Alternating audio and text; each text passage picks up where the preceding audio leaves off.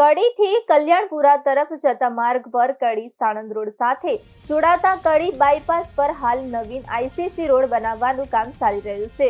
જો કે રોડના કામ દરમિયાન સુરક્ષા વ્યવસ્થાના અભાવે સ્થાનિકોમાં ચિંતા જોવા મળી રહી છે।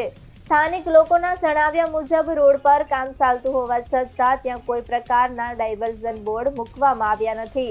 આ ઉપરાંત રસ્તાની સાઈડમાં ડિવાઈડર કે બેરિકેડ્સ પણ મૂકવામાં આવ્યા નથી, તેમજ રાત્રે વાહન ચાલકોને દેખાય તે માટે રેડિયમ અથવા ચેતવણી ચિહ્નો પણ લગાવવામાં આવ્યા નથી, જેને કારણે અહીં ગમે ત્યારે અકસ્માત થવાની ભીતિ વ્યક્ત કરવામાં આવી રહી છે।